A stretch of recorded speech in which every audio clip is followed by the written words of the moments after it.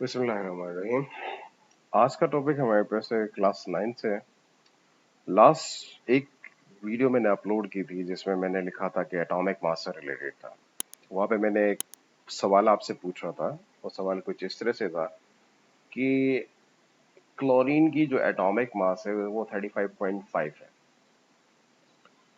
वो जो 0.5 प्रोटॉन है या न्यूट्रॉन है वो आपसे पूछा था। तो आज हम उसी टॉपिक को कंटिन्यू कर रहे हैं।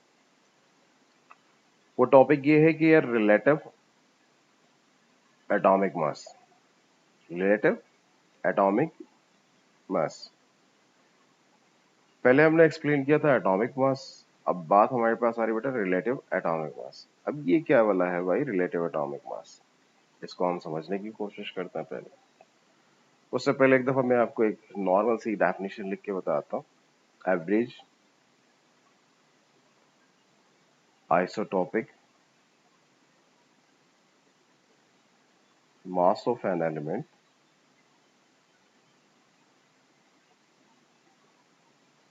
इज कंपेयर टू C12, ये हमारा रेफरेंस एलिमेंट है, इज नोन एज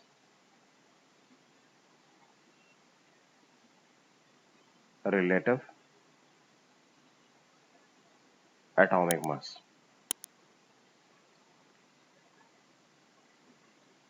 ये तो इसकी सिंपल डेफिनेशन मैंने यहाँ पे लिखा है और अब हम इसकी एक एग्जांपल एक्सप्लेन करते हैं। फॉर एग्जांपल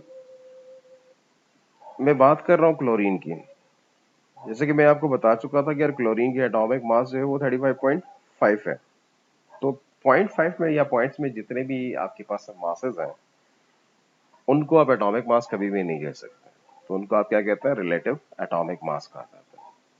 तो इसको हम एक्सप्लेन करने की कोशिश करेंगे यार 35.5 कहाँ से है। जब मैंने नेचर में क्लोरीन को ढूंढने की कोशिश की तो क्लोरीन के दो आइसोटोप्स मिले, एक क्लोरीन 35 और एक क्लोरीन 37। नेचर में या इस अर्थ के ऊपर जब आपने क्लोरीन को ढूंढने की कोशिश की तो क्लोरीन के दो आइसोटोप्स आपको मिले। तो साइंटिस्ट के दिमाग में आया कि यार ये दो आइसोटोप्स तो हैं, एक क्लोरीन 35 और एक क्लोरीन 37। क्या हम इनकी एबंडेंस कैलकुलेट कर सकते हैं, यानी परसेंटेज फाइंड कर सकते हैं? हाँ, फाइंड कर सकते हैं। जो एबंडेंस है क्लोरीन 35 की, एबंडेंस ऑफ क्लोरीन 35 जो है वो हमारे पास है 75%। ये नेचर में क्लोरीन 35 75% पाया जाता है। और उसी तरह जो क्लोरीन 37 है वो कितना पाया जाता है? 25% पाया जाता है। अब ना मैं पीरियोडिक टेबल में क्लोरीन 37 रख सकता हूँ, ना मैं क्लोरीन 35 रख सकता हूँ।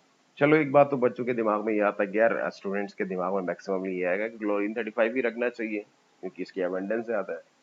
बेटा 25% कम नहीं होता है, इसको आप इग्नोर नहीं कर सकता। तो साइंटिस्ट ने कहा कि यार हम इसके लिए कुछ मैथमेटिकल काम करते हैं। तो उसी वजह से देखिए डेफिनेशन के फर्स्ट पार्ट क्या लिखा हुआ है? एवरेज। तो इन्होंने कहा कि यार हम इन दो आइसोटॉप्स की एवरेज निकालने की कोशिश करते हैं with respect to their abundance. याद रख लीजिएगा एबंडेंस के रिस्पेक्ट से आपने इनके एवरेज फाइंड करना। तो उसकी हमारे पास जो कैलकुलेशन का जो मेथड होता है वो कुछ इस तरह से होता है कि रिलेटिव एटॉमिक मास को आप capital A with small R भी रिप्रेजेंट करते हैं, यानी इससे भी रिप्रेजेंट कर सकते हैं। अगर मैं इस क्लोरीन की एआर कैलकुलेट करना चाहूँ तो एआर इक्वल्स टू, सबसे पहला काम ये होगा कि इसकी जो मास है क्लोरीन 35, इसको आपने मल्टीप्लाई करना है किसके साथ? इसके एबंडेंस के साथ, 75 के साथ, फिर प्लस के साइन। नेक्स्ट पार्ट हमारे पास आता है यार क्लोरीन 37 है, इसकी मास को आप मल्टीप्लाई करेंगे किसके साथ? 25 के साथ। और आपने डिवाइड किससे करना है? 100 से करना। जब आप इसको पूरा सिंप्लीफाई करेंगे तो फाइनली आपका आंसर क्या आएगा? 35.5 आएगा। तो यही हमारे पास क्या कहलाया जाता है? रिलेटिव एटॉमिक मास कहलाया जाता है, जो कि हमारे पास है एआर है। बात रिपीट कर रहा हूं, एटॉमिक मास की डेफिनेशन सिंपल है। आपने क्या करना? सीधे सीधे प्रोटॉन और न्यूट्रॉन्स को प्लस कर दो जितने भी न्यूक्लियस में, वो एटॉमिक मास कहलाया जाता है। उस वीडियो के अंदर मैं आपको बता चुका हूं कि एटॉमिक मास में हमें कोई पॉइंट में आंसर नहीं आना चाहिए, क्योंकि number of protons whole number में होंगे, नंबर ऑफ न्यूट्रॉन्स भी आपके पास होल नंबर में हो सकते हैं। जब आप दो होल नंबर्स को प्लस करते हैं तो होल नंबर ही आना चाहिए, डेसिमल में नहीं आना चाहिए। तो क्लोरीन जो है उसका जो एटॉमिक मास था वो बेसिकली हमारे पास 35.5 था। तो उस वक्त भी मैंने आपसे पूछा था कि यार 35.5 कहाँ से आया? ये 0.5 तो प्रोटॉन नहीं हो सकता, 0.5 न्यूट्रॉन नहीं हो सकता।